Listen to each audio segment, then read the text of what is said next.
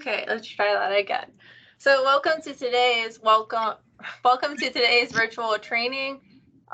Today is September 26, 2022. We are starting at 2 p.m. Eastern Time.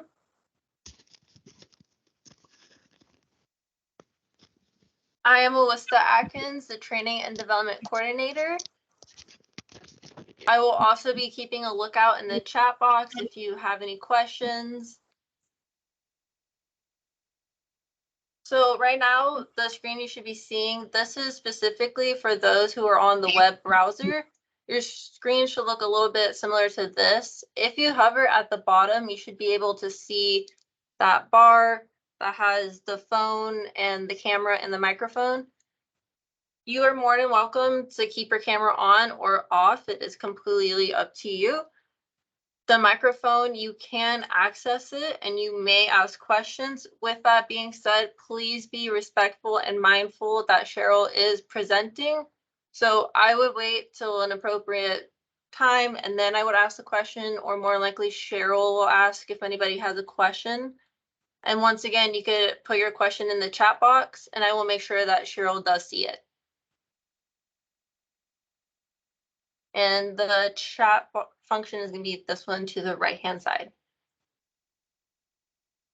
If you are joining off of the app, your screen should look a bit similar to this. You do have a lot more options, not just the camera and microphone and leaving the chat.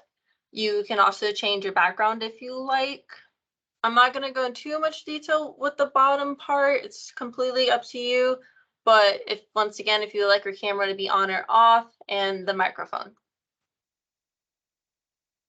Here is today's materials. I'm going to go ahead and give you guys a second just to go ahead and jump on the link if you would like. This is going to be all the appendix or all the appendices that Cheryl is going to be talking about today. I also do have the link in the chat box, so if you don't have a second to get to it now, no worries. It is in the chat box.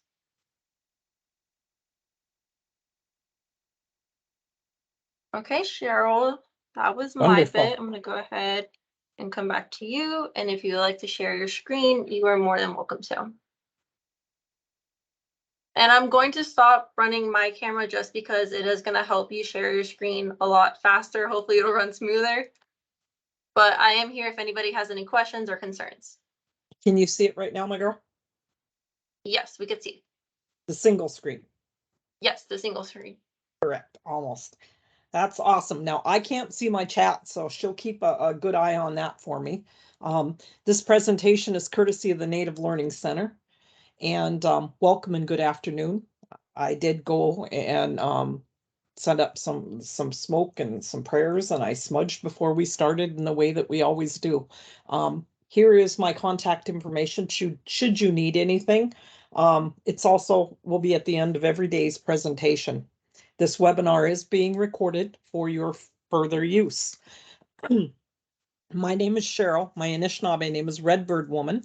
I am Loon Clan. I come from Kenoshinconning, which is Place of the Pike, Bay Mills Indian Reservation. We are located in the Upper Peninsula of Michigan. We're right at the top, and our waters actually border Canada. We're about 5 miles from Canada. I served as as director of housing for my tribe for over 28 years. And during that time, I was honored to serve as the chairwoman for the National American Indian Housing Council. I also sat an additional 12 years as vice chair and secretary. During that time frame, our regional associations, which I would highly recommend that you take part in, we serve the Great Lakes, which was the 31 tribes surrounding the Great Lakes, and I served as that chairperson for 7 years. So I've got a pretty good background in housing anyway. I would ask you guys to all keep your microphones muted if you can, because I'm getting feedback. So this course will cover admissions and occupancy. Somebody's got an open mic. It's feedback.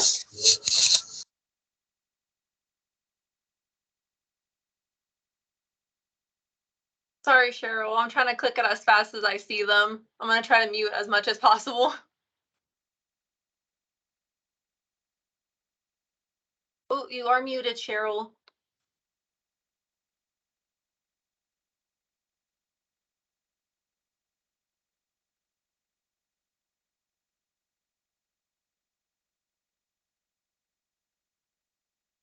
Cheryl, you're still muted.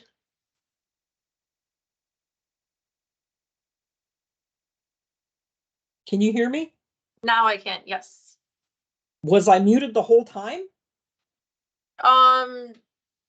Or Just did you? for the last second or two, you were muted. Okay, I think you're muting me then, my girl, because I'm not touching my mic. Okay, I shouldn't be, but I will make sure not to touch. Okay. Yeah. So our course objectives, I'm gonna leave those for a different day because we're already 10 minutes in and probably behind. That's one of the things that I'm going to get into is the schedule here today. And it's dependent upon class speed and how quickly we get started and the amount of questions. So what will happen is we have 5 full days of presentation, and you will be able to download every single day. But should we go behind, I might start the next day with a little bit of the content that was found in like day one's presentation, or day 2 or day 3, whichever one should happen to lag. So it's dependent, like I said, upon the class speed, and it may vary, but you will get all of the content. We're going to hit on today's is the overview basically of our Nahazda requirements. Tomorrow we'll be organizing an admission and occupancy department. We're going to go over the application process itself. Wednesday is determining income eligibility, calculating adjusted income. Thursday is verification, waiting list management, selection, occupancy standards, A&O issues for other programs, management and compliance. And Friday we're going to hit counseling, collections, HUD monitoring, and some of these appendix items. There will be other stuff sprinkled through, but those are the main core components that we're going to deal with.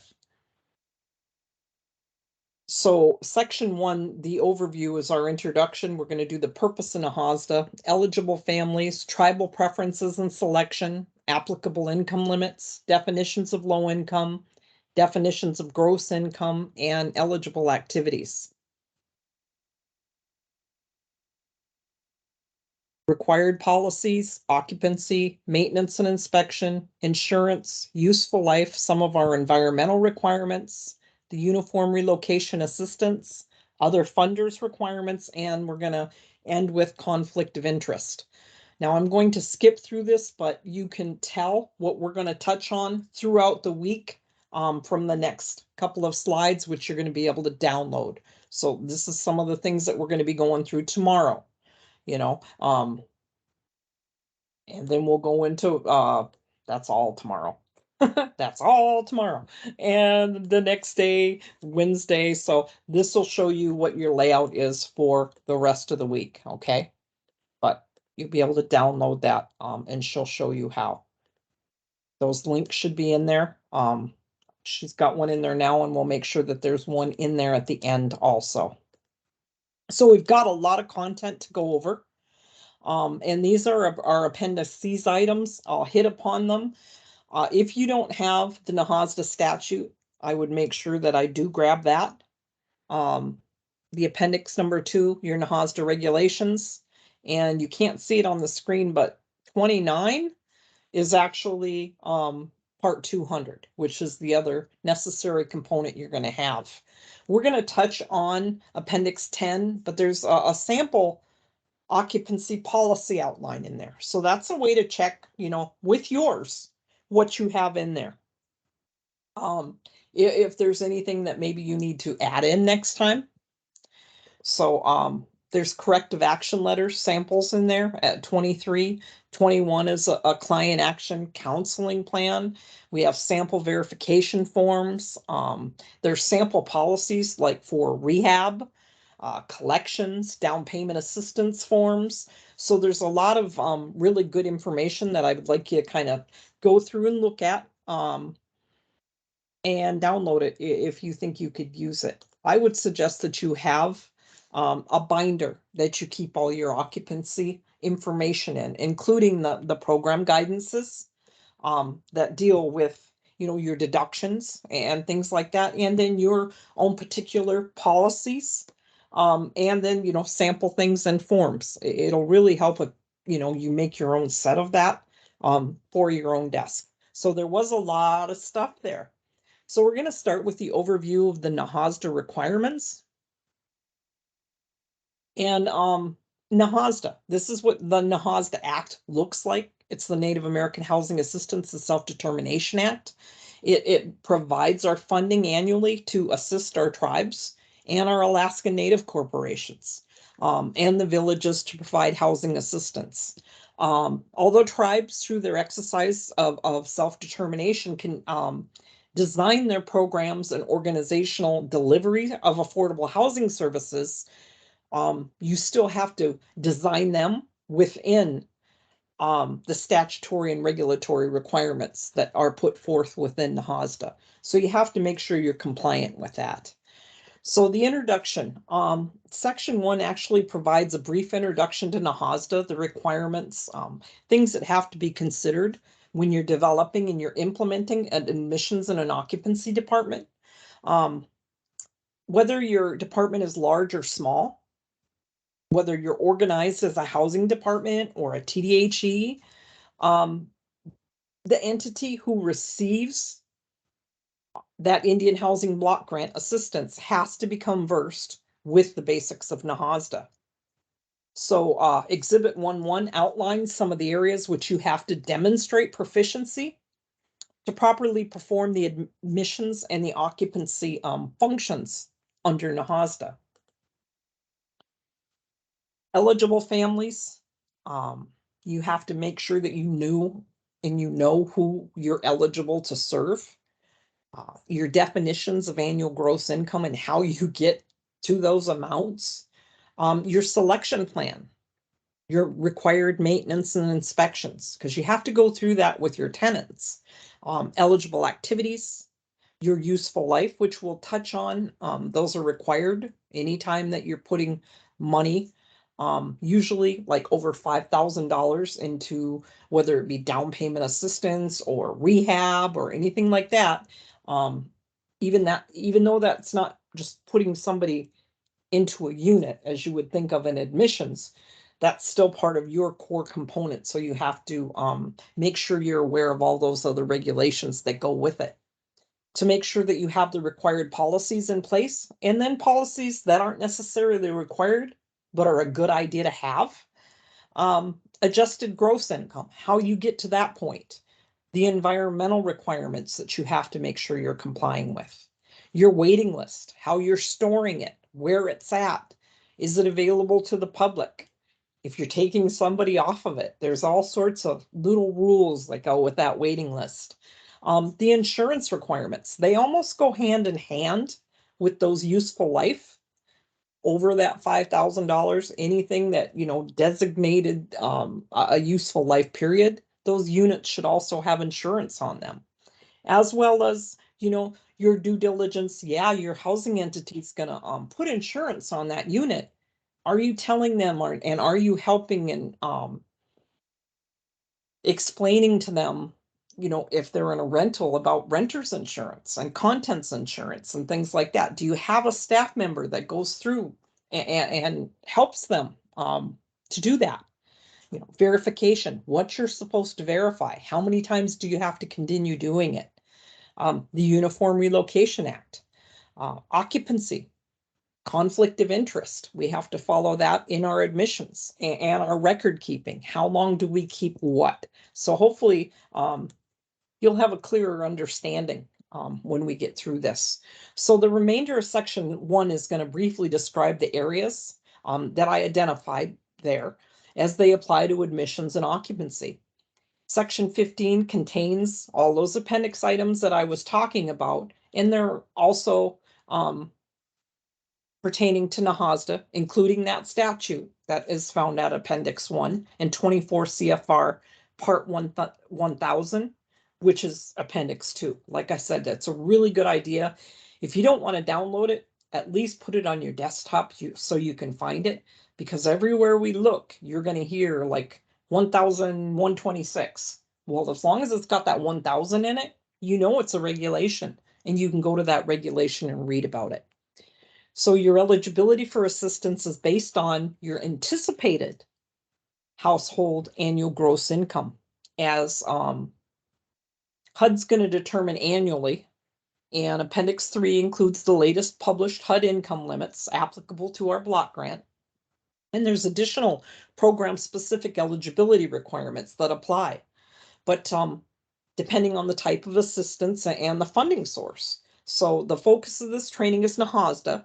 It should be noted that there's different funding sources. They might have different requirements.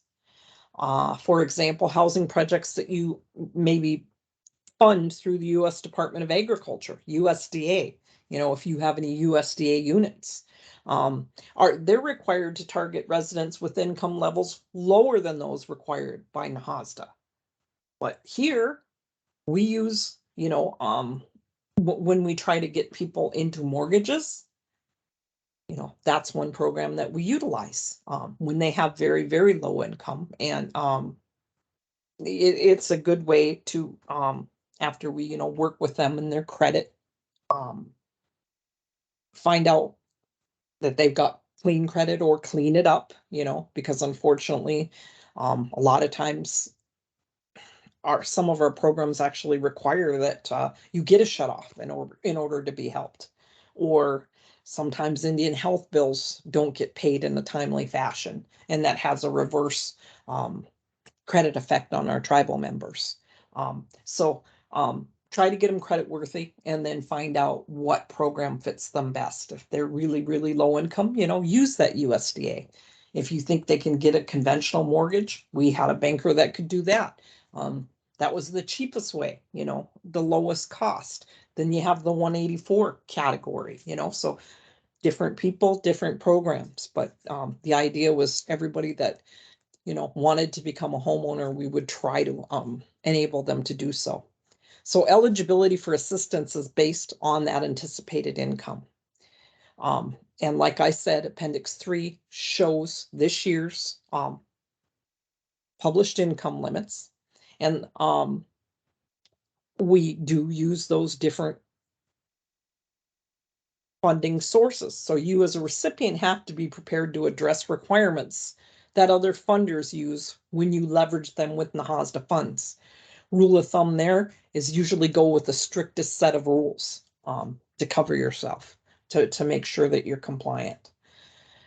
So the purpose of Nahazda under Section 201, the objectives and the eligible families state that the primary national objectives are to assist and promote affordable housing, to develop and maintain and operate affordable housing in a safe and healthy environment on our reservations and other Indian areas for occupancy by low-income Indian families.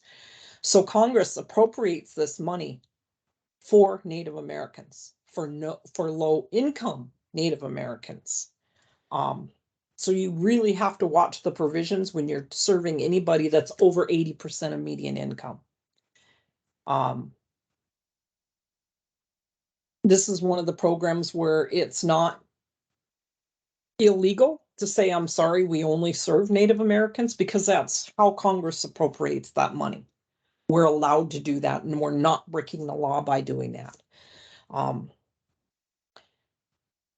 The purpose of Nahazda under the objectives is to ensure better access to our private mortgage markets for our tribes and our members, to coordinate activities to provide for Indian tribes, to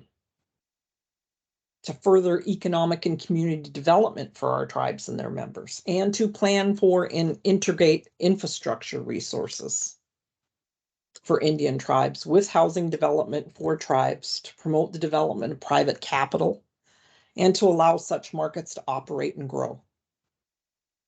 So those are basically the purposes of Nahazda. So our eligible families. Assistance for eligible housing activities under Nahazda are generally limited to low-income Indian families on Indian reservations or other Indian areas. Nahazda specifically identifies 4 types of families that may be assisted. So a low-income family means a family whose income does not exceed 80% of the median income for the area, as determined by the secretary, with adjustments for smaller and larger families. Except that secretary, for the purposes of that paragraph, can establish income ceilings higher or lower than 80% of the median income for that area on basis of the findings of the secretary or the agency,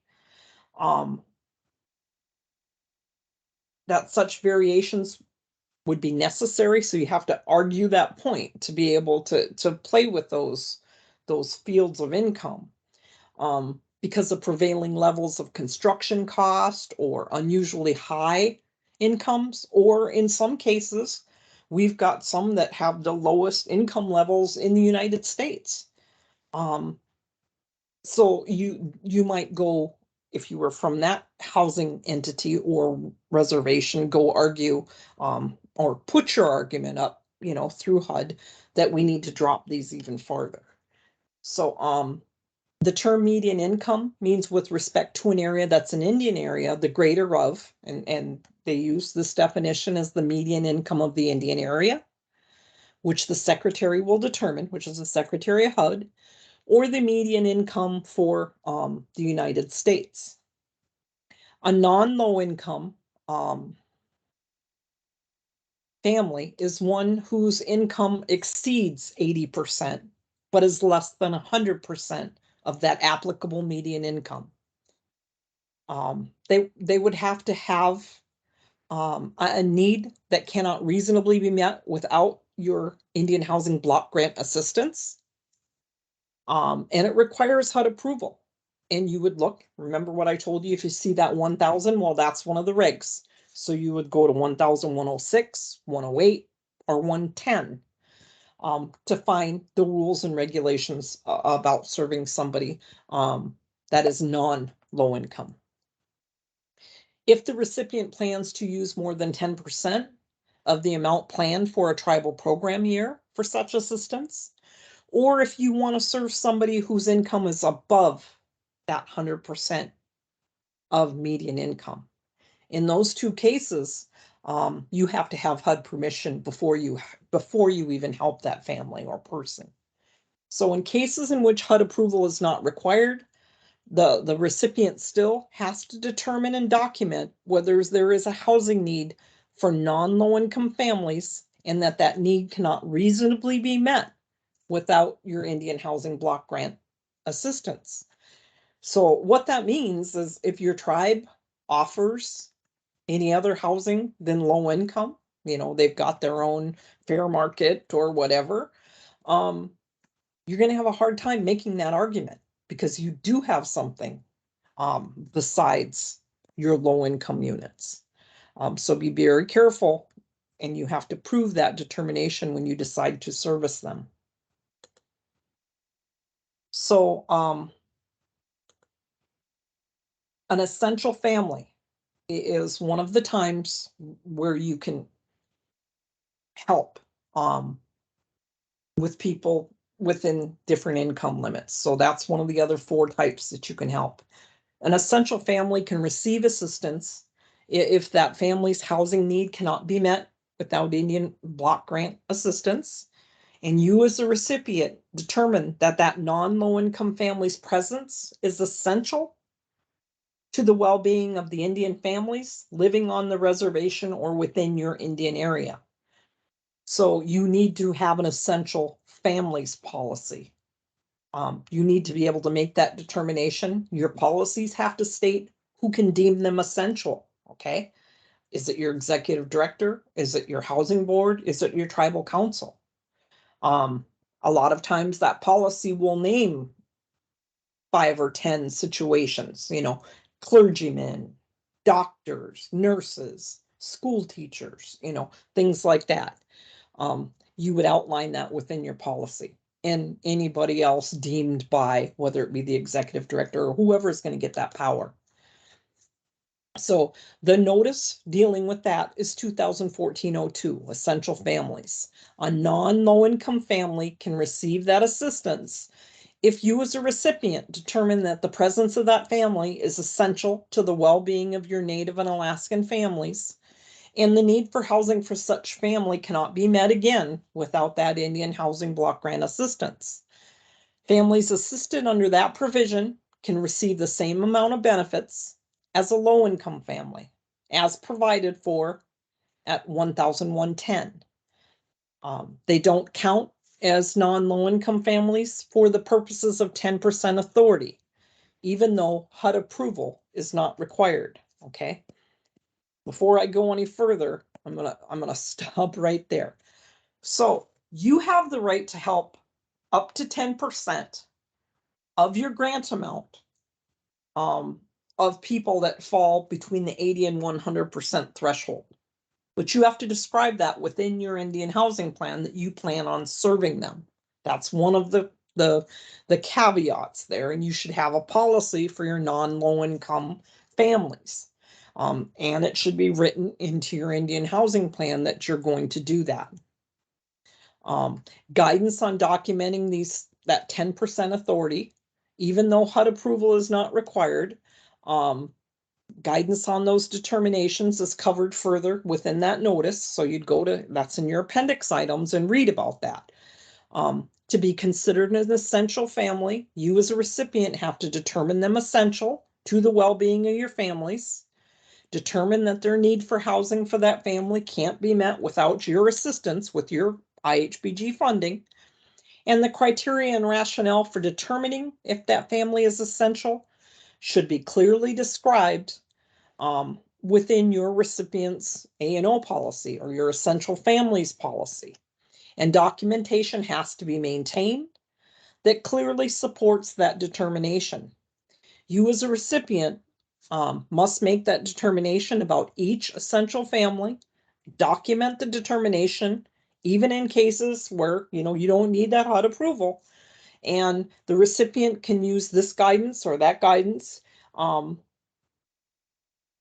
that notice when determining if there's a need for housing for the family that cannot reasonably be met without that assistance. Cheryl? Yes. Montana had a question. They wanted to Yeah. know, what if it goes over the 100% income, such as 150%? As I said, anything over 80, or excuse me, over 100%, or if you exceed your 10% authority, you have to have HUD's permission before you assist them. Thank you. No problem. So your essential families does not require HUD approval. You can serve them if the family is essential to the well-being of an Indian family and the needs cannot be met without Indian Housing Block Grant assistance. Now, the situation she just asked me about, if that family was a doctor or a nurse or something like that, and you have a policy in place for your essential families, then it doesn't matter what kind of income they have, if you can deem them essential. Okay. So I don't know, because I was in the middle of this and I don't know about the context of that question.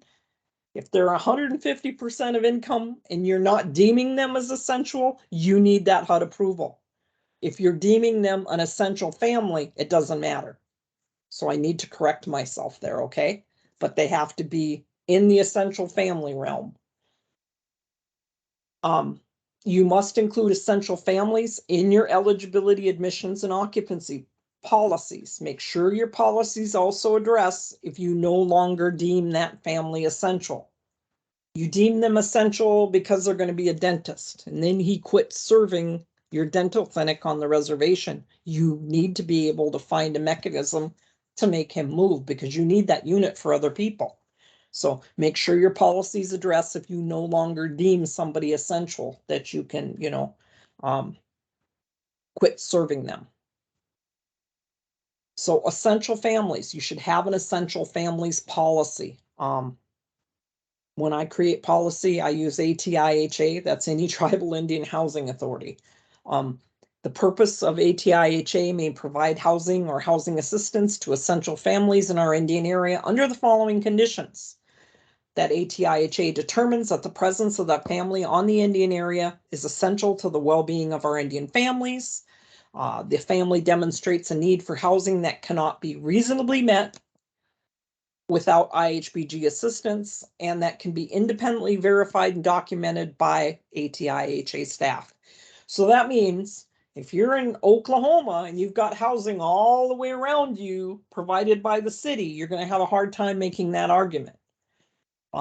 We're 25 miles from groceries. We can make it very, very easy argument here because, basically we were the only game in town. And there are a lot of reservations that are rural and set up that way. You can make that argument a lot easier in that type of situation, okay? Housing is available to accommodate that essential family in accordance with, and you'd go back to and make sure you go through that 2014-02, make sure that you're compliant with that notice. Providing assistance to the non-low income family. You should provide that rationale for making its determination using at least the following criteria. Are they in inadequate housing? You can use, no insulation, a single wide trailer, no child safety measures, an incomplete kitchen. These are some of the arguments that you can make within your policy. They're in temporary housing, or they're homeless, or their rent cost burden housing exceeds over 50%. Determination that housing need cannot reasonably be met. There's no rental housing in the area. No affordability. The housing stock is insufficient. These are different arguments, but you need to have a really good essential families policy in place. Some of the documentation that you could use. So that would be your, essential families. Make sure you have a good policy in place. We did a policy class for NLC last month. You could get online. I think there was samples of the whole policy in that one. And the other, fourth category that you can help is your law enforcement officers. Section 201B4 of NAHASDA specifically addresses the provision of housing or housing assistance for your law enforcement officers. Not necessarily for yours, for any law enforcement officer on an Indian reservation or an Indian area, if they meet certain criteria. They have to be employed full-time. They can be employed full-time by federal, state, county, or tribal, or other unit of local government. They have to be sworn to uphold and make arrest. So they have to have the ability to be an arresting officer.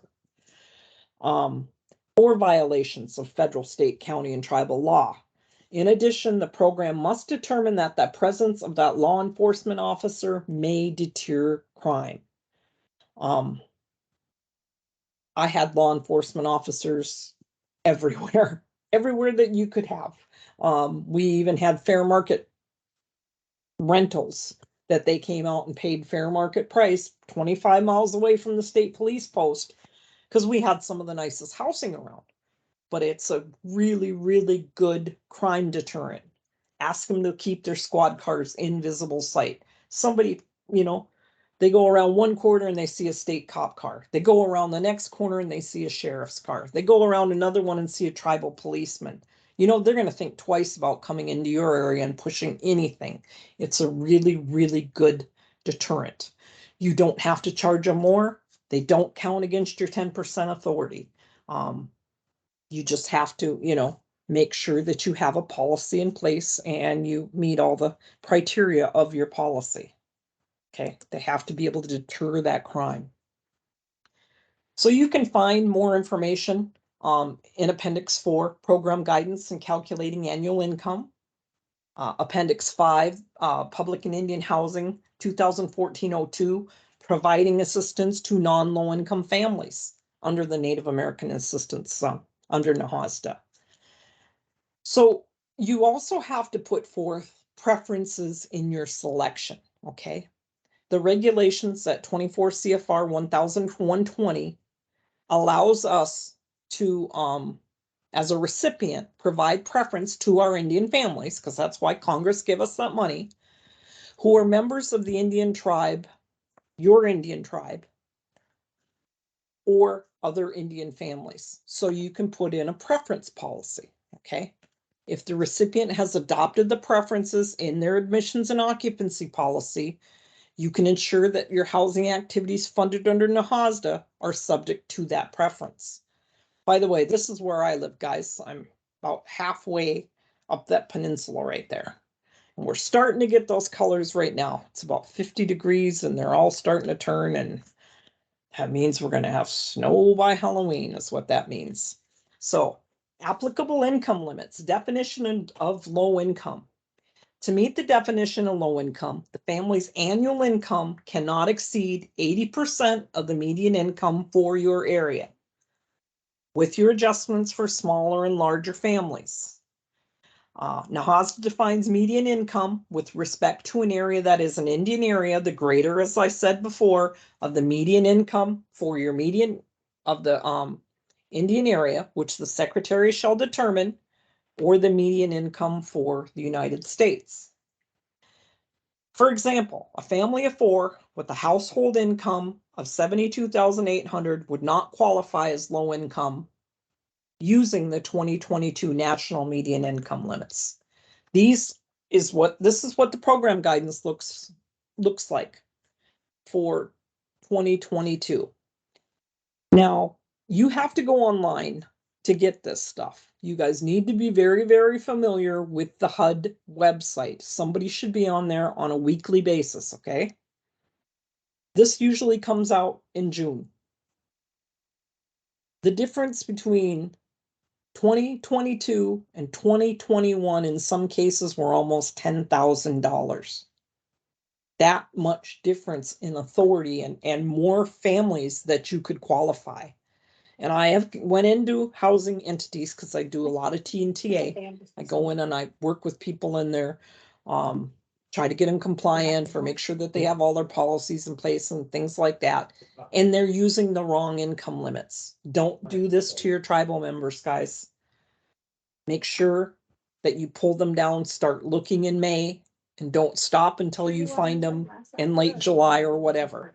You need those median income limits. Because they usually always go up on a yearly basis. And like I said, that was a huge amount of people that you could serve when 2022 went into place over 2021.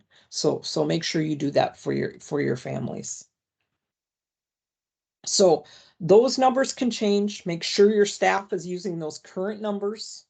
Usually early spring. This one came out June 14th. Like I said, it's usually end of May, sometime in June. Provides the most current income limits for family size under Nahazda. It can be further complicated if your reservation has lands, checkerboarded or whatever, in more than one county. My husband's reservation is my sister tribe, 20 miles away, and I think they have 7 counties they sit in. So in that case, that tribe would normally have to look at the median income for each county. And they actually do. They still have to do it at the beginning of this June every year. They pull that income for every county. And then to simplify it, you can use the county with your highest median income, compare it against the national median income, and use the higher of the two.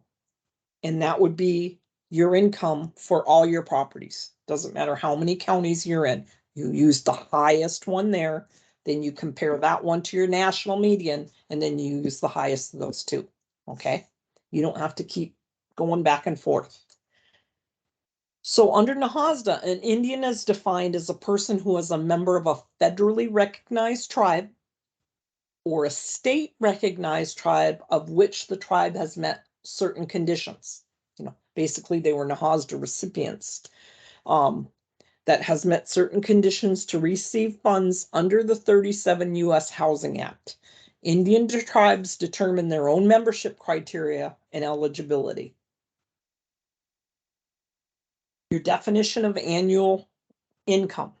The regulations at 1010 provide recipients with the option to choose any one of the 3 definitions of annual income for the purposes of determining eligibility.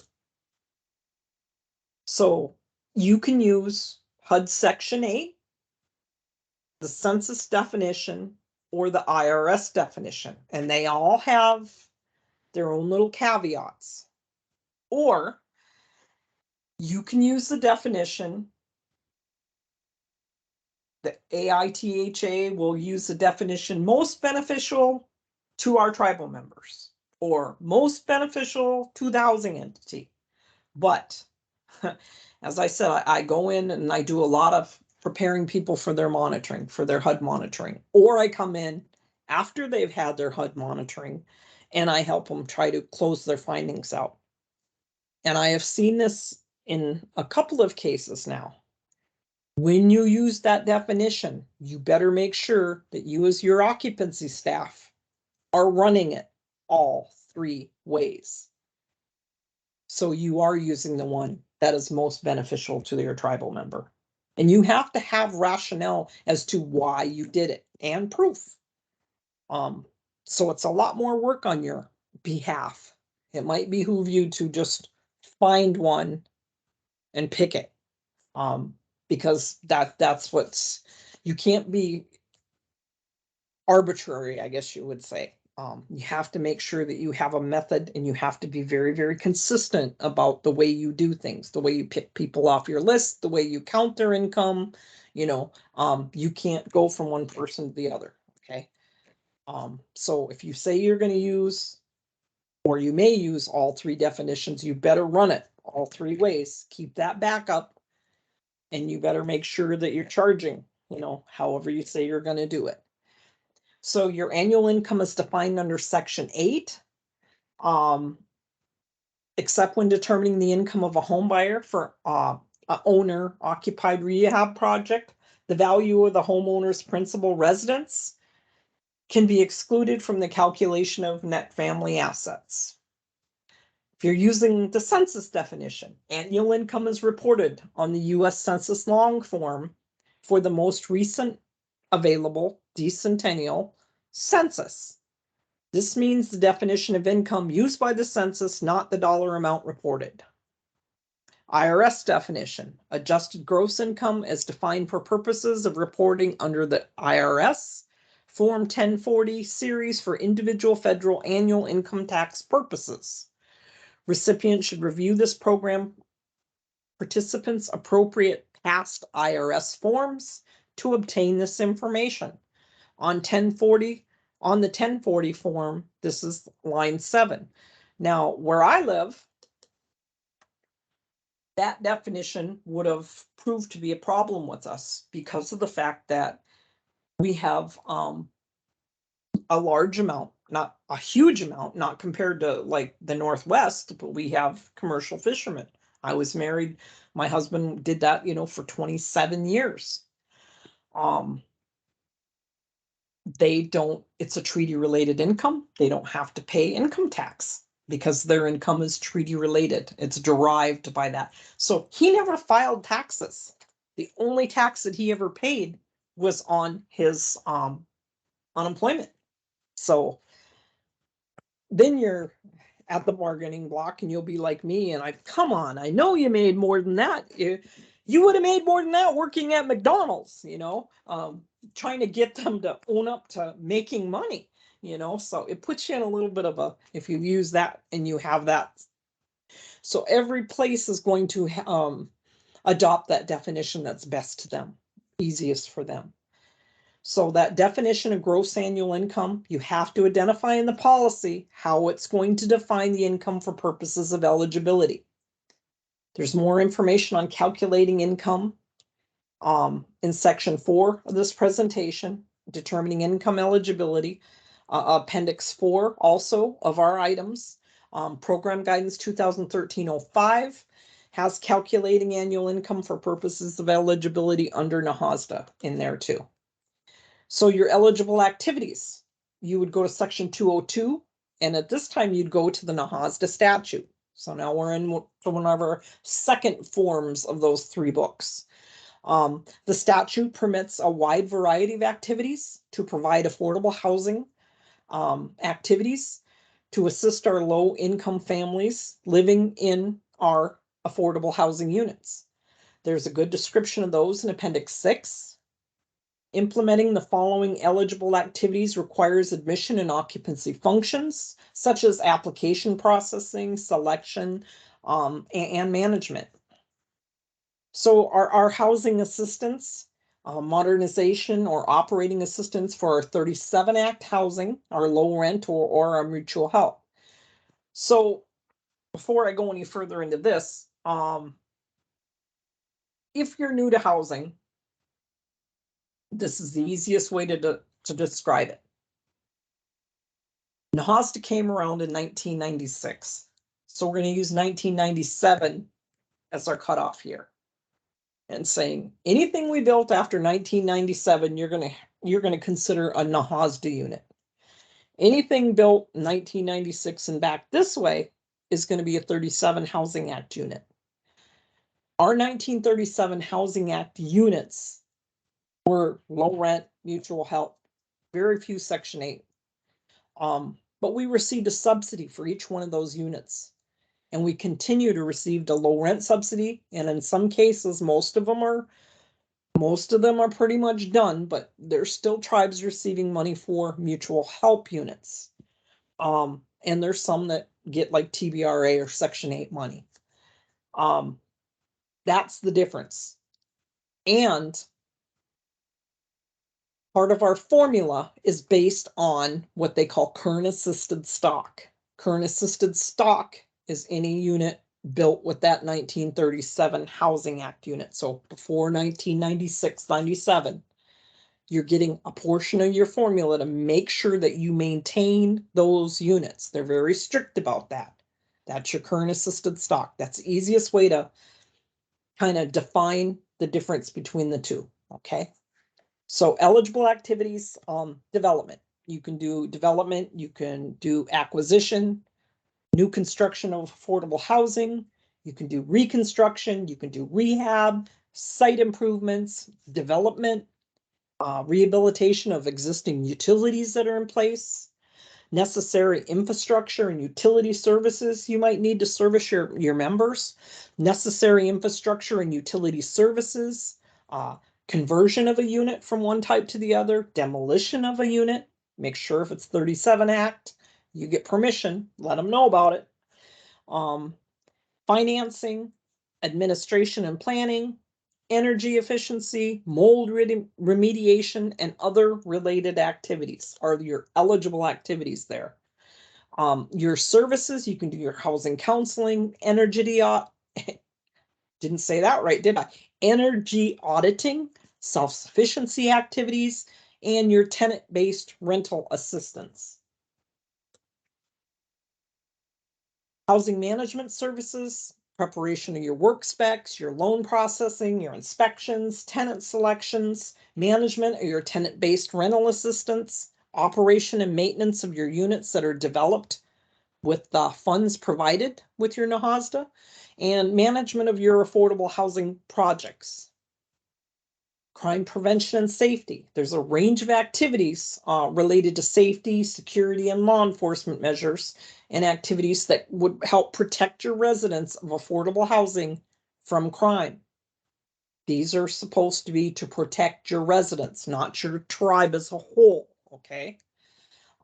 Section 2025 is where you would look. Physical improvements, speed bumps, fencing, bus shelters, employment of police or security personnel.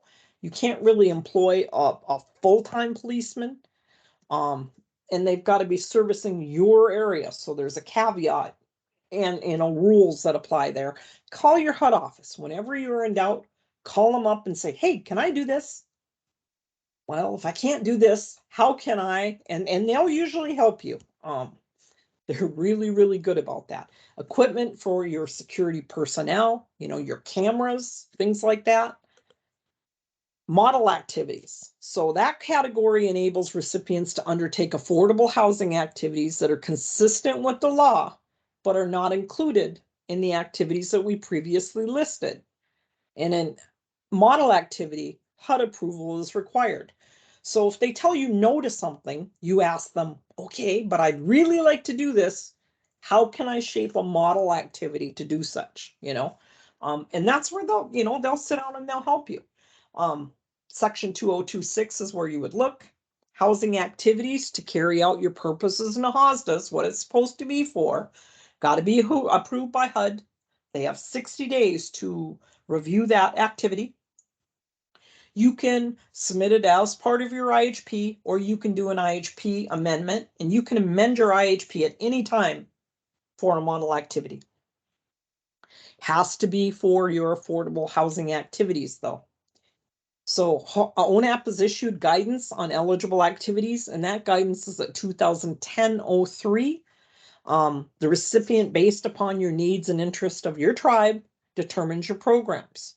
No requirement under NAHASDA that recipients undertake any one particular type of program, except that recipients have to ensure that 1937 housing stock, remember what I told you about that pre-NAHASDA, is maintained, because you're getting a formula for that. The recipient states in its planned activities in your Indian housing plan what you plan on doing. So you have to have required policies in place. Now, one of the required policies under 203 requires that you have policies adopted for your rent. The establishment of your rent, it's subject to paragraph 2. Each recipient shall develop written policies governing rents and home buyer payments charged for your dwelling units assisted under the Act, including the methods by which such rents and home buyer payments are determined. So you have to spell out how you're calculating their rent within your A&O policy. Maximum rent. In the case of any low-income family residing in a dwelling unit assisted with grant amounts, the monthly rent or homebuyer payment, as applicable for such dwelling units, may not exceed 30% of the monthly adjusted income for such families. Now, this takes place in several forms, okay? This is why you should be recertifying on an annual basis. This is why you should have signs up, and part of your talk to your families as you admit them into your programs, you need to let them know. Should you experience a death in the family? Should somebody lose their job? Should somebody get divorced and move out?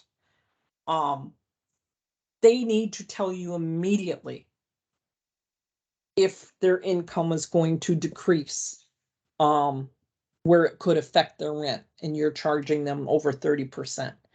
You are not allowed to charge someone over 30% of that adjusted median income for any reason if they are below 80% of median income.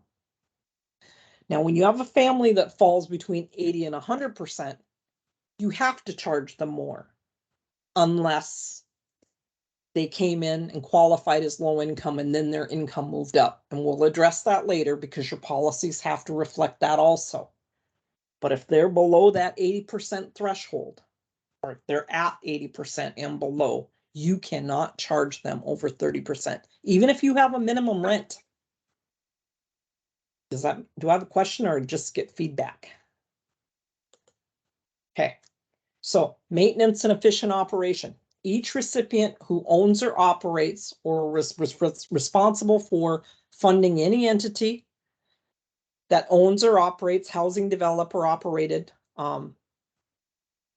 pursuant to a contract with HUD, using any grant amounts received under the Act, under Section 202, such amounts as may be necessary to provide for the continued maintenance and efficient operation of such housing. The subsection may not be construed to prevent any recipient or entity funded by a recipient from demolishing or disposing of Indian housing referred to in this subsection pursuant to regulations established by the secretary. So, in other words, don't go demo dispoing anything that's 1937 Act.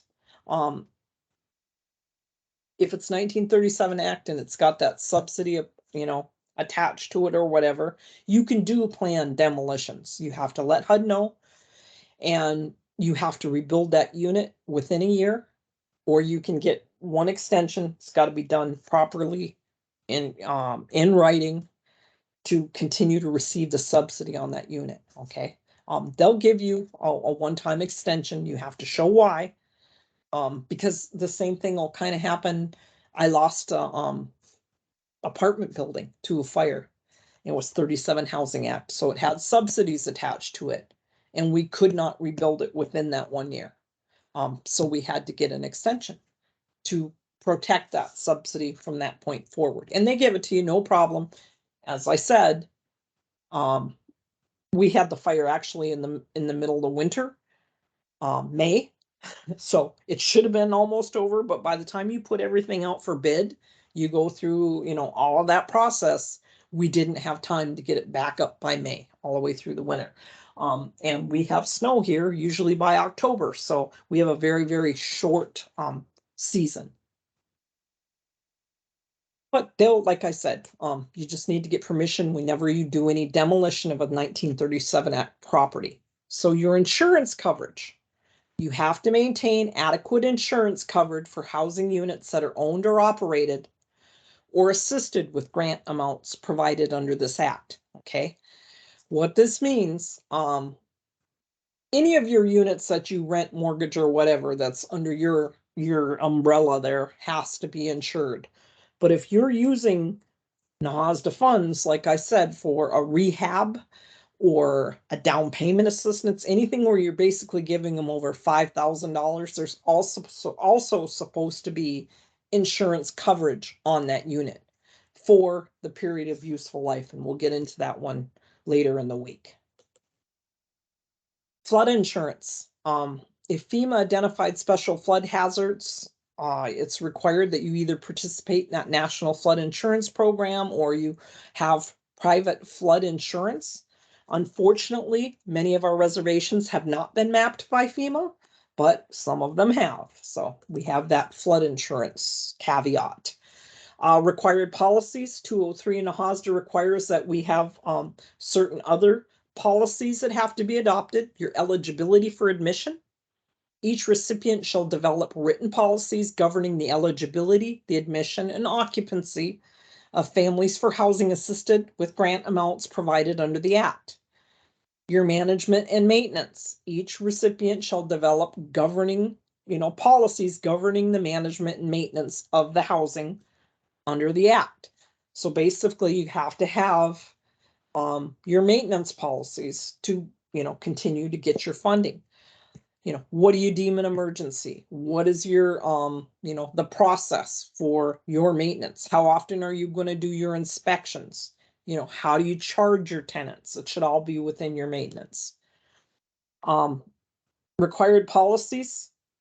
Section 203 requires, whether the recipient are small or large, you have to have those operational policies, essential for that good business practice, and has to include written procedures to facilitate fair and equitable application of policies. When they come in and they do your monitoring, that's one thing they look at. Do you do things consistently? Are you fair, and do you treat all your tenants the same? Okay, so you have to be fair and equitable. Nahazda requires policies beyond those that deal with admission and occupancy. Some of the various programs offered by a recipient will call for a certain policy and which is needed to manage the delivery of your program. So if you have TBRA, you're going to have your, tenant-based rental assistance policies, uniform relocation assistance, mutual help, low rent housing, lease with option to purchase.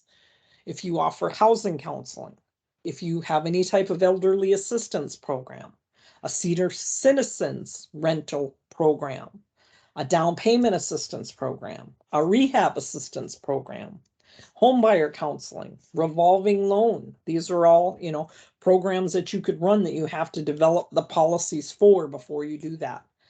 Occupancy.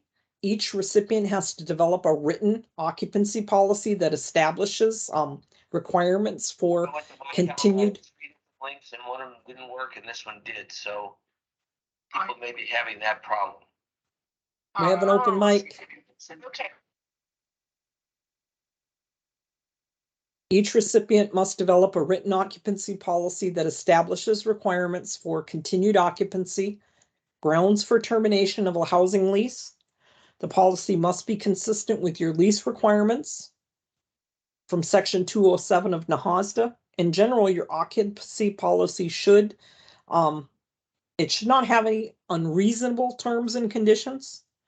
It shouldn't require the property manager or your owner, to maintain the housing compliance with, It should require you as a property manager to maintain the housing in compliance with your applicable housing codes.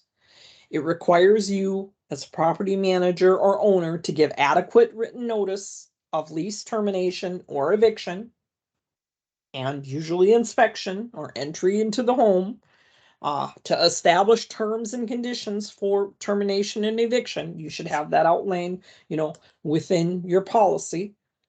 Your maintenance and your inspections, you're required to develop written policies that define the responsibilities of your home buyers or your tenants. Are you going to require them to keep their driveway open if you have snow so an ambulance can get in? Are you going to require them to bring their garbage out, not leave it, out in their garage and bring in rodents, responsibilities to your home buyers, your tenants, of you as the recipient for maintenance of units assisted with your funds, your annual on-site inspections of all your units assisted with your Nahazda funds are required. Everybody's supposed to, make sure that they're inspecting those units on a yearly basis. That insurance coverage is required for housing units that are owned or assisted with funds, IHBG funds, to protect the financial stability of your program. It means your housing units and privately owned housing units that are assisted with funds must be adequately insured for one of the 2 time periods listed below, whichever is longer. So as I said before, that useful life affordability period, and we're going to get into that later, the term of the repayment or forgiveness agreement for all or part of your assistance for a privately owned housing unit. And you can look at Appendix 7, 2014-03. That is the program guidance on your insurance requirements. So make sure that that should be something in your binder so you know what they are for all the different programs that you offer. So your useful life, Section 205 in Nahazda requires housing units have to remain affordable for either the remaining useful life of the property, as determined by the secretary, or for such other period that the secretary determines is the longest feasible period of time consistent with sound economics and the purposes of Nahazda. Useful life is the time period during which an assisted property must remain affordable.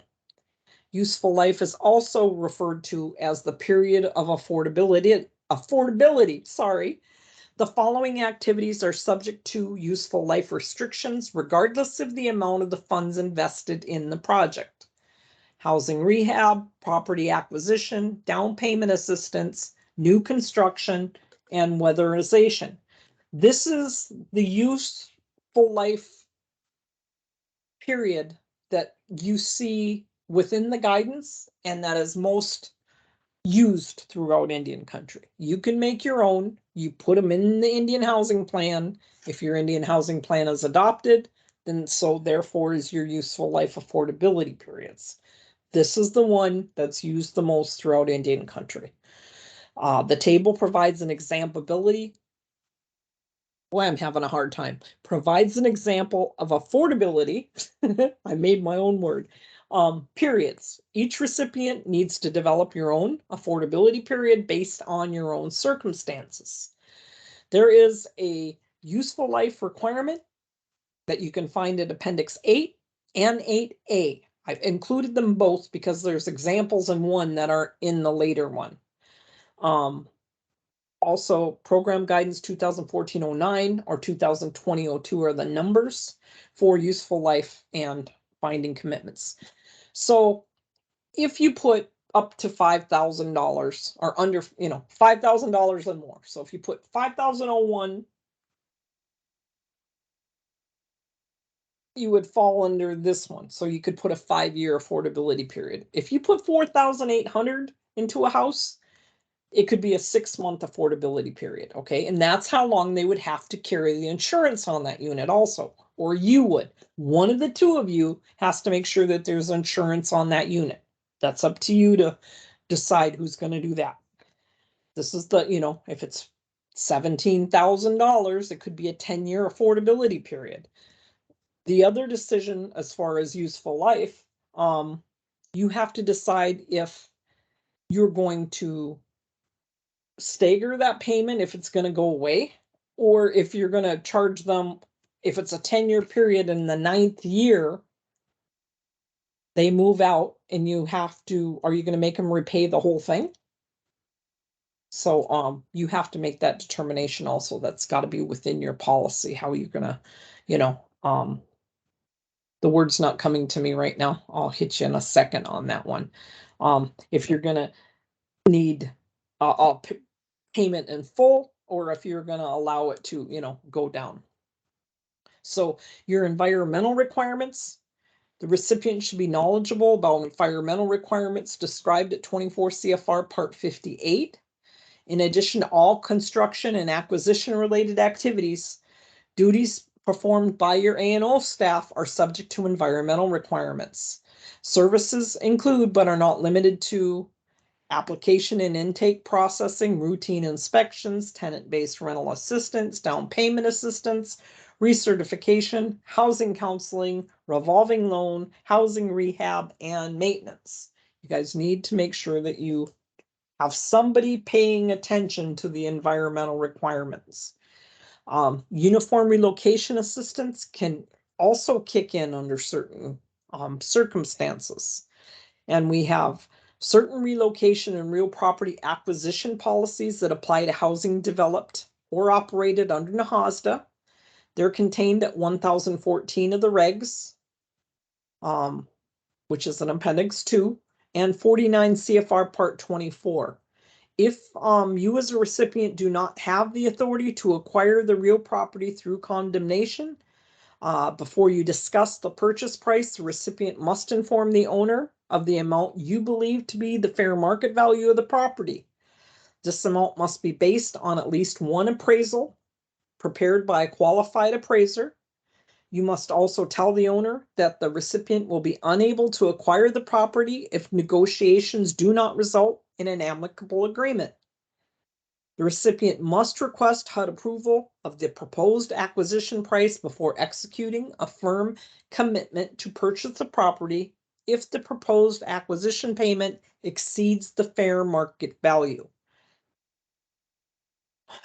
My advice, if you are going to purchase any land from anybody, call the HUD office first and have them walk you through it. Just to keep you out of trouble, okay? Because there's a lot of rules that apply to things like that. So you have to take all reasonable steps to minimize displacement. This is also under uniform relocation assistance of persons, household, businesses, nonprofit organizations, farms, as a result of a project assisted with your funds. If temporary relocation is necessary, the recipients must provide residential tenants with and home buyers with reimbursement for all reasonable out-of-pocket expenses incurred in connection with the temporary relocation including the cost of moving to and from the temporary occupied housing, and increase in monthly housing cost, rent utility cost, or whatever. Now, uniform relocation assistance can kick in at different times. It could also happen if you have a fire in one part of an apartment building and have to relocate all the other people in there. Or if you're trying to do a rehab in a project that's pretty much full and you're requiring people to move so you can fix up their unit. There's lots of little laws basically and regulations that you have to follow, and I would definitely call your HUD office whenever you're talking about relocating somebody that didn't ask to go. Okay. Make sure that you're following all the right rules that way, and the easiest way to do that is to call your HUD office. So appropriate advisory services, including reasonable advance written notices of the date and appropriation or approximate duration of that temporary relocation, the location of the suitable, decent, safe, and sanitary dwelling to be made available for that temporary period, the terms and conditions under which the tenant can occupy a suitable, decent, safe, and sanitary dwelling in the building or complex following the completion of repairs, or the provisions for reimbursement. If relocation is necessary, you have to provide relocation assistance for displaced persons at the levels described in the URA as amended, and the implementing regulations of 49 CFR Part 24. You must certify that you will comply with URA and those regulations and the requirements at 24 CFR 1014. You must maintain records in sufficient detail to demonstrate the compliance with those regulations. So other funders' requirements, tribes and housing authorities can leverage your block grant money to use with other federal, state, and tribal sources. Funding may be required to adopt additional policies as specified by certain funders. If a project involves multiple sources of funds, the policy should implement the strictest set of requirements. For example, if you're using your block grant funds matched with a low-income housing tax credit, the policy has to include the stricter income limit rules as required by the IRS when you're using your LIHTC money. Your record keeping and your reporting, you're required to maintain records from 3 years from the end of the tribal program year, which the funds were expended, or until completion and resolution of any kind of litigation, claim, negotiation, audit, or other findings. So if HUD's in there monitoring you, don't start that clock ticking yet. Involving the records, which is the latter. You can find that at 1552. It's advisable that all tenant files should be maintained for a much longer period, and we will address that later on. So, conflict of interest in admissions. So, those are governed, conflict of interest, by 200. First time we talked about that book. We'll talk about that more tomorrow. At 318, which governs procurement of supplies, equipment, and property, construction services by recipients and subrecipients, governed by the Book of Regulations at 1030, 32, 34, and 36, which govern all other cases of conflict of interest, and Program Guidance 2002-13, which is in your appendix items. You are supposed to report a potential conflict of interest to your ONAP office, disclose to the public the conflict of interest, the nature of the assistance to be provided to the individual, the specific basis for which you deem that there is no conflict. The conflicts in admission is to ensure fair and equitable treatment of all, to determine if a conflict exists, to disclose to the public and report it to HUD prior to providing assistance. HUD can make an exception if the family is low income and qualified. It's not a conflict, but you still need to disclose it. It's required. If the conflict is only apparent or perceived, you make the disclosure, you inform HUD.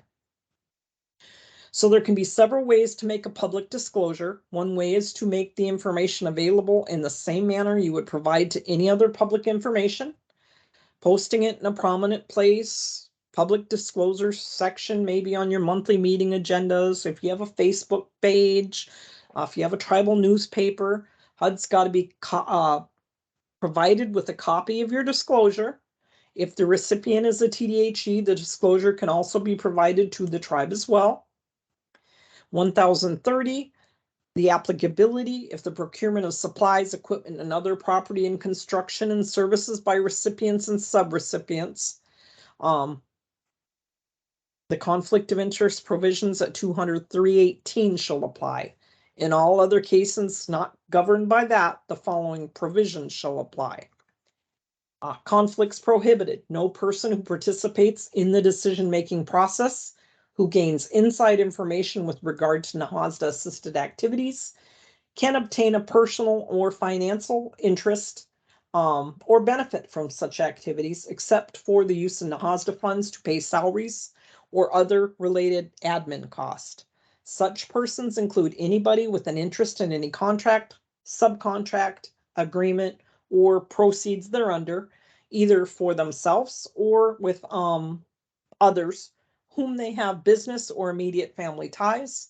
Immediate family ties are determined by your tribe or the TDHE within their operating policy. So you have to have that definition in there, what you deem immediate family. 1030, the conflict of interest provisions does not apply in an instance where a person who might otherwise be included under the provision is actually low income, selected for assistance in accordance with your written policies, provided that there is no conflict of interest under applicable tribal or state law. The recipient must make a public disclosure of the nature of the assistance to be provided, the specific basis of the selection of the person. The recipient shall provide the appropriate ONOP office with a copy of that disclosure before the assistance is provided to the person. At 1032, it actually addresses about the exceptions made to the conflict provisions. HUD can make an exception on a case-by-case basis when it determines that such exception would be to further the primary objective of Nahazda and the effective and efficient implementation of your recipient's program, activity, or project. That's more in the contracts.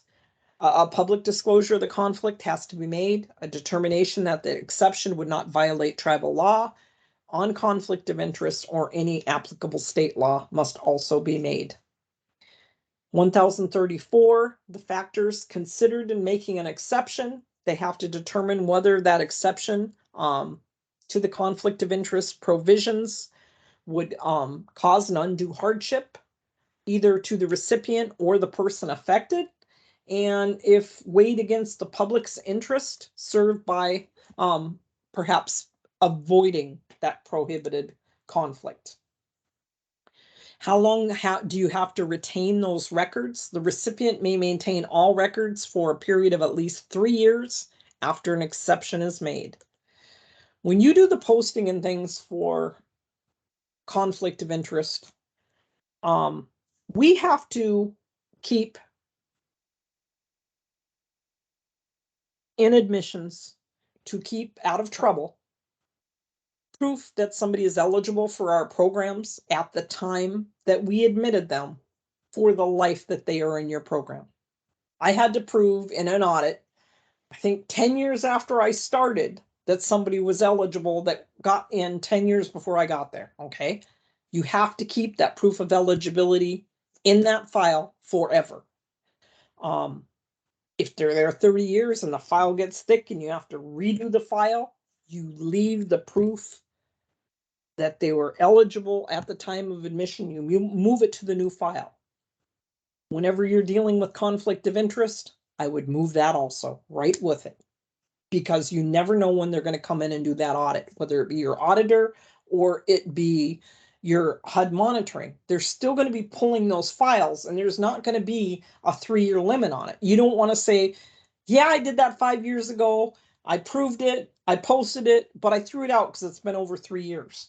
Keep it right with it. Just cover your 6. It's the easiest way. When it comes, You have to always be able to prove that they were eligible for admission. And if there was a conflict of interest, keep that with it. It'll just be safer. So this is the guidance that goes back all the way to 2002-13. It came about August 2nd, 2001. HUD's Office of Inspector Generals published a report of a nationwide audit. Finding number 6 was that of the entities they reviewed, there were undisclosed conflicts of interest, preferential treatment in the admission of their housing programs. And my phone's going to go off because we're at like the 6-minute warning. I don't know how to, it's still going to go off. Finding 6 of the audit found that there was undisclosed conflicts of interest, preferential treatment in the admission of their housing programs. Half of the entities audited had no process to ensure adherence to the conflict of interest requirements, or that their admissions were made to eligible families and that all members of the tribes were treated fairly. So the conflict of interest provisions apply to anybody who participates in the decision-making process, who gains inside information with regard to IHBG activities. Such individuals would be, but are not limited to, housing staff, your housing board, or your tribal council. Everybody there. The requirements prohibit any such individual from benefiting from their position personally through the receipt of special benefits other than that payment of salary or admin expense. It doesn't prevent housing staff or the board members or their members from receiving housing benefits for which they qualify as a low-income individual.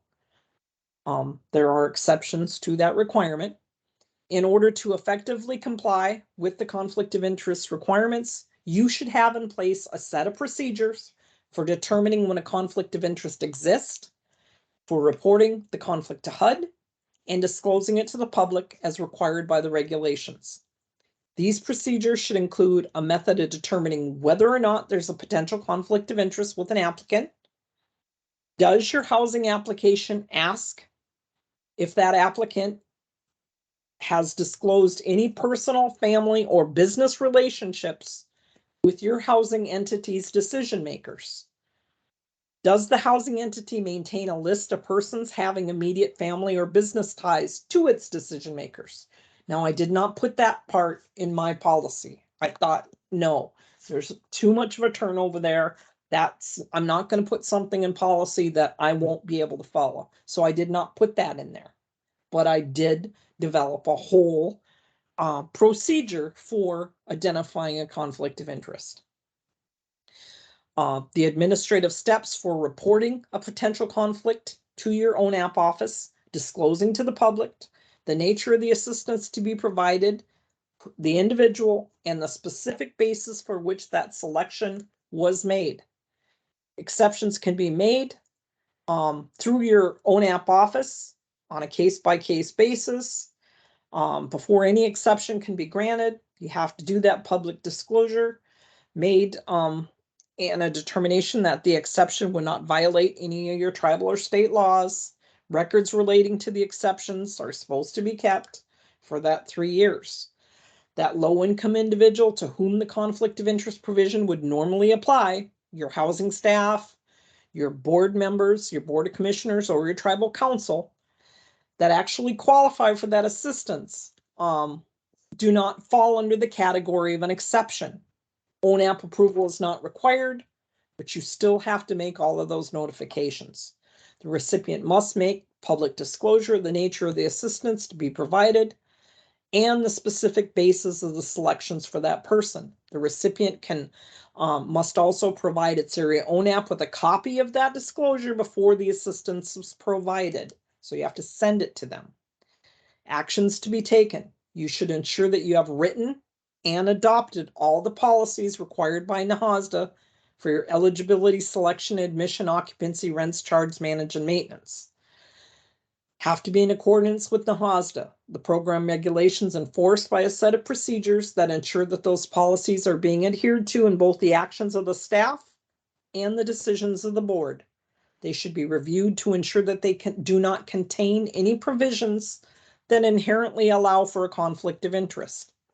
If the housing entity does not have the necessary policies, systems, and control procedures to comply with the Nahazda requirements, they should be written and adopted immediately. All policies should be made public.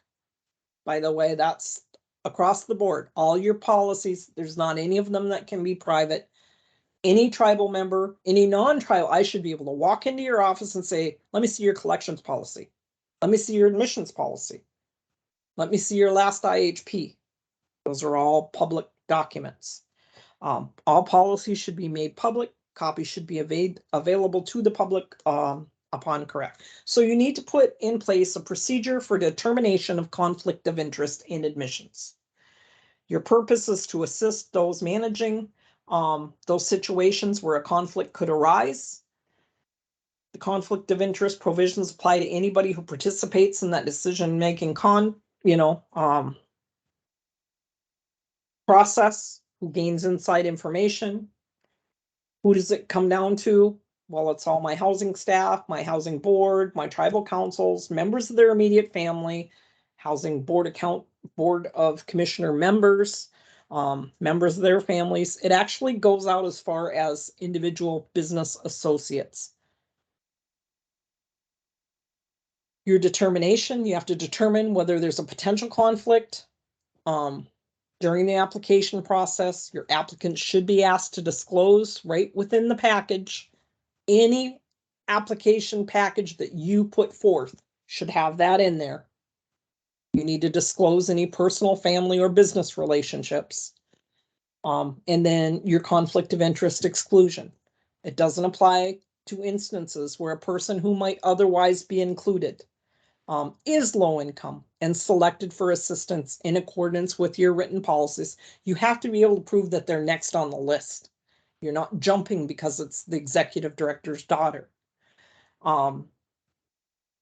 Just cross when it comes to any of these people that fall under there. You have to make sure that you're looking at it very, very carefully. If an AITHE employee or their immediate family is on the waiting list for housing assistance, that employee may not be involved in the application or the selection process. So if that's your niece or that's your auntie or whatever, you need to recuse yourself.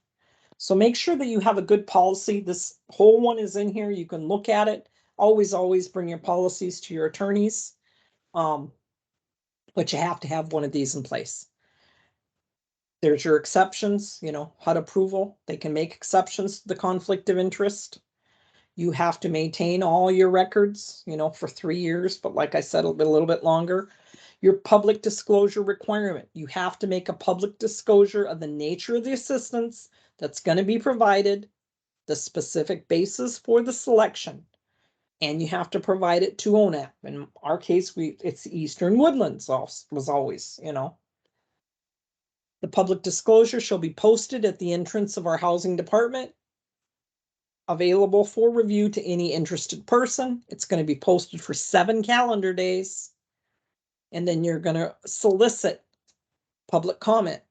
All conflict of interest comments have to be in a sealed envelope addressed to, they've got to say conflict of interest comments. Please be advised that all public comments must be postmarked within 7 calendar days of the initial date of the posting. Comments that are received will be reviewed at the next scheduled board meeting. They're not going to consider any comments received after the end of the comment period. And you have your definitions of, what immediate family is. You have to define what your tribe considers immediate family within your policy. A lot of people had cousin in there. There's too many cousins on an Indian reservation. I had way too many of them, so we took first cousin out of our definition. This is what the notice that you would post would be. Referencing the guidelines, potential conflict of interest. This was the applicant. This was their relationship. What's the basis for their selection? Well, they were American Indian. They were low income as determined by HUD. It's going to be their primary residence, and they were next on the list. Please be advised that all comments must be postmarked. You make sure that you date that. You wait the full 7 days and you take it down, and whoever takes it down signs it and dates it again. That's a very important part of that process. Your application should ask, do you or any member of your household have a family or business relationship with an employee of the housing entity, the Board of Commissioners, or the Tribal Council? And this is, you include it in your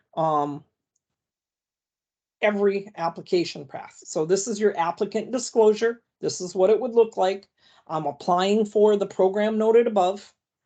I'm either an employee, or I'm an immediate family member, or I'm a business partner of, or I'm neither to any of the above. And this should be in every application package. And then your disclosure form. In this case, it was a immediate family member of a tribal council member. They applied for and determined eligible for rental assistance. They got selected for a rental unit. It was posted on the 5th at my lobby at 8 a.m. It was taken down on the 12th by Jane Doe. She's the best front office staff ever. So then you're also going to write your letter, your potential, your sample ONAP disclosure form. It's an immediate family member of a tribal council. There's two different, you have a posting and you have one you send to HUD. The one you send to HUD can be a lot more detailed if you want. The Office of Native American Programs, it's regarding the following applicant. It's Vice Chairman Hunkadunk's sister.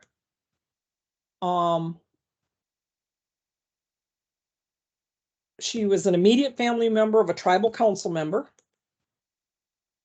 For the Department of, there's a potential conflict of interest being disclosed because of the assistance being provided to an immediate family member of a tribal council. It's Scott Hunkadunk. The applicant is Susie Hunkadunks. It's a sister. She's applied for and met all requirements for participating in our low rent program at the Lakeside Apartments. She's provided with rental assistance. She was selected for rental unit 1, 2, 3, 4. So this is what we give her. Why did we select her? Because she was American Indian. She was low income as determined by HUD. It's going to be a primary residence, and she met all the criteria, and she was next on the waiting list. You should be sure you have that written and adopted policies. These policies have to be in accordance with NAHASDA and the program regulations. I'm sorry I'm late. 6 minutes late right now. If the person receiving assistance is low income and they qualify, only public disclosure and HUD notification is required. However, as stated above, HUD approval for that exemption is required when there's a potential conflict of interest that would be a violation of 1030. An example situation of that is if you have a board member whose income is between 80 and 100%. You're going to need that HUD approval first. Why? Because they're not at 80% or below. Okay, that is the situation where you would get it first. So your guidance is at 2002-13, talks all about your conflict of interest. And then you have the same thing in the administration of contracts. You have to maintain written standards, conducting, covering the conflicts of interest, and governing the employments of your performance of your employees engaged in the selection of the award administration of contracts. No employee, officer, or agent should participate in the selection, award, or administration of a contract supported by a federal award if they have a real or apparent conflict of interest. You have to teach your board members about recusal, and your staff members. When they are related to somebody, they have to learn how to step back. And I don't mean put your chair back and not say anything. I mean, remove yourself from the room and not have any information pertaining to that, especially when it has to do with contracts. A conflict of interest would arise when an employee or an officer or agent or their family employs or is about to employ any of the parties indicated. If the officer or employees, they can't solicit nor accept gratuities, favors, anything of monetary value from your contractors.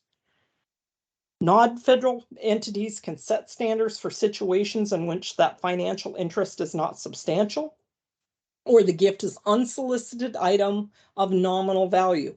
the standards of conducts that you have to have in place actually have to provide for a disciplinary action to be applied. And that's got to be in your policy for anybody breaking that. And there'll be an example, and I'm almost done. So an employee can accept food, refreshments of a nominal value on an infrequent occasion in the ordinary course of a breakfast, lunch, or dinner meeting, or an employee can be properly in attendance. They can accept unsolicited advertising materials such as pens, calendars. This is basically to let your employees go to an NIHC, NLC, Amarin conference and pick up, you know, these little letter openers and things like that. Also, every once in a while, you would have somebody pick up the price of a whole dinner for everybody sitting at a table.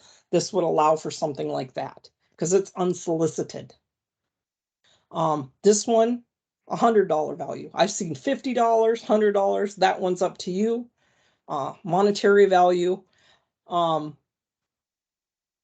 This is written, which may be affected by the performance or non-performance of the employee's official duty. What is non-performance? I had a building inspector. Non-performance would be him looking the other way when they weren't framing in that wall correctly and putting in the blocking for grab bars in the shower in case we need them in the future. That wouldn't be discovered until way down the road, unless we were, putting those grab bars in right then. So it would be non-performance of duty. Written standards of conduct require no employee, officer, or agent can participate in that selection. They cannot get tangible personal benefit for a firm considered for a contract, must maintain written standards of conduct with respect to organizational conflicts of interest. And then you have to have your policy. Prohibiting your officers or agents from selecting your gratuities. Disciplinary action. So here is the violation where it has to be in writing. Will be taken to remedy violations of this code, may include verbal or written warning, formal reprimand, suspension, or dismissal. The level of the disciplinary action will depend on the severity of the violation, the individual's prior behavior, and the nature of the individual's position. Notice that the Housing Authority communicates their requirements in this code during its orientations, its trainings, its bylaws of the Board of Commissioners, its personnel, and your procurement policies. You should always describe how you're going to disseminate information. Okay, and this is a 1-year prohibition. This used to be standard. It prohibits board members, staff members, anybody in the governing body, tribal council, for having any selling basically to the Housing Authority within a year of their employment. Okay, that's just for your reading enjoyment. And that pretty much wraps it up as far as the confidential information. Breach of ethical conduct for any current or former employee, knowingly using confidential information. You should have a policy for your use of confidential information also. Okay. Do we have any questions out there? And I apologize for running you over. There's my Monday. Thank you so much for all of that, Cheryl. Thank you for presenting. We do have 2 questions. It was regarding to the family income. Okay. And the question was, if they moved in and were eligible under 80% median, but then a year later, they are now over 100% median income, do we need HUD approval? No, you do not, but you do need to address that in your admissions and occupancy policy, and we're going to talk about that later on in the week. But when somebody falls between 80 and 100% of median income, you're supposed to charge them more. And I will teach you how to do that. That's for down payment assistance. That's for rental assistance. They are not supposed to receive the same amount of assistance as a low income person. With the caveat that it depends on what your admissions and occupancy policy reads, because there are some tribal places that kick them out once they're no longer eligible. Once they're over that 80%, there's some that continue to service them. That's a tribal decision that you have to make. You have to decide if you're going to service them and if you're going to charge them more. Like I said, if you offer a fair market rent, or you have your tribal properties also, a lot of them will require that they move programs. Or there's, and I'll show you how to do this during the week, a formula basically on how much you charge them, or you can charge them fair market value. There's, two different ways to do that. Or you can just leave them in there and never charge them any more than what they were, the highest person pays. Oh, somebody's got pretty umbrellas. Did you have another question? Yes. The second part of that question is, can cultural or religious be considered for essential? Yes. Your tribe defines that within its policies. We had medicine men that were considered essential. But it has to be adopted by your governing body. Okay. You would put it in your policy as one of those things, and who deems them. And then as long as it's adopted by your body, it's fine. Okay. Now this question, I tried to get your attention, but I did not want to interrupt you. It was a form that you showed right after you showed the slide of the police officer. Okay. Suzette would like to know the name of that form. Okay, Suzette. Suzette, my information is right here. Can you see Cheryl A. Cosley at Hotmail? Can you see my card behind you? No, I just see you. Just see me.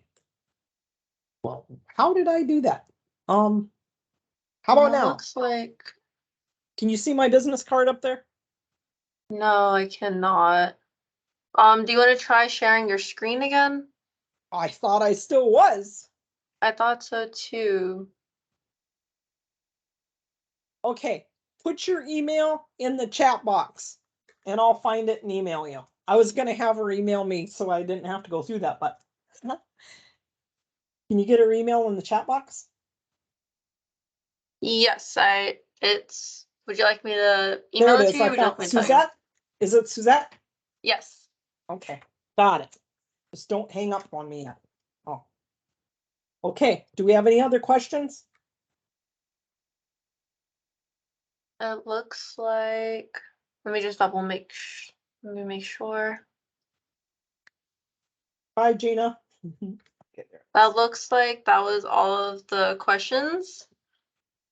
I'm going to go ahead and do the outro real quick since everybody seems like they're logging off, but I do have the survey in the chat. I'm going to add the survey once more. Danielle, I don't know what the form is yet. I'm just trying to find out. And I don't It was right after you were talking about the police officer and you had a picture of the field day. I know that's like not a great description of how to find the form. I mean, I can start going backwards, but I'm going to make you guys dizzy. It's okay. I'm going to go ahead and share my screen and do the outro while you look for that form.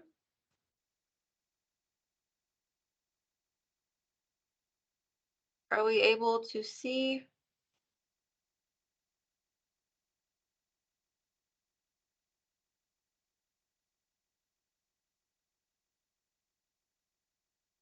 Cheryl, do you see the presentation? I'm looking for that. Oh, okay. I'm sorry.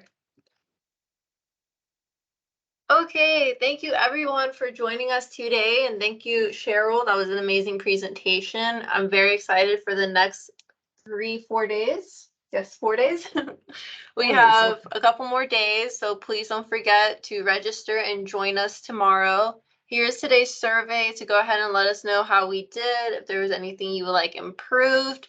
If you think time is an issue, can you please describe or explain what about the time? Is there a certain subject you would like more time on, something you would like discussed more? Please go ahead and let us know in the survey. We do appreciate it a lot. Can you see You are my able screen? to access our recordings anytime on YouTube, including 2 days will also be posted on YouTube, and our recording will you can access our recording on www.nativelearningcenter.com.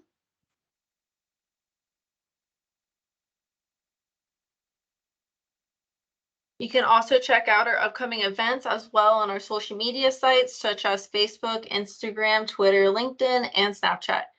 We even have a podcast titled Hopathenga. You can find that on Simplecast, Google Podcast, Spotify, and Apple Podcast. And I'd just like to say thank you again so much for joining us today, and thank you, Cheryl. Okay, don't leave me, my girl. Oh no, I'm not going anywhere, no worries. Okay, so can you, do I have to share my screen again? Yes, I'm coming back.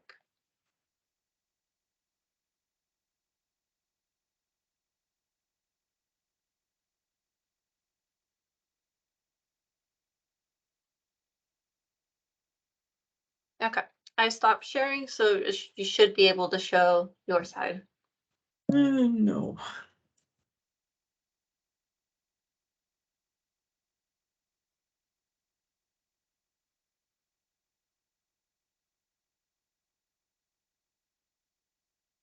Okay, can you see it? Yes, I can see. Is that what you're talking about?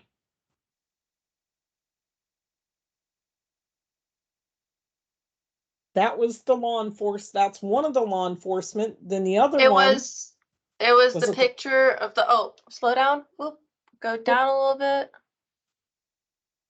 That one. And it's right after that photo, so I would go down a little bit more. She's not And you talking see about that form right there? Yes. this. Yes, that was what she had a question on, that she wanted to know the name of it. Oh, that's the appendix item for the program guidance. These are the median income family limits that we're supposed to get every year.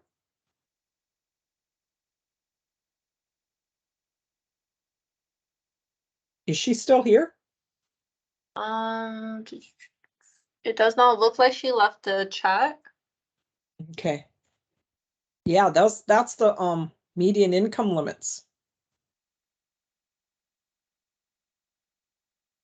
This is how we tell if anybody's eligible.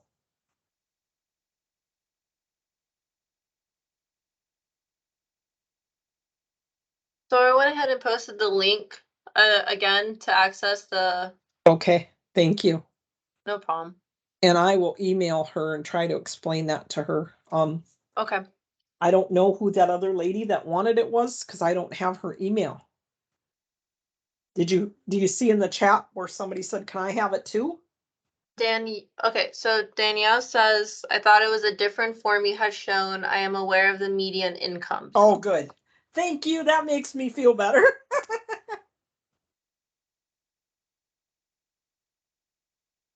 Tell her to go through, yeah, and go through all the appendix items, sweetie.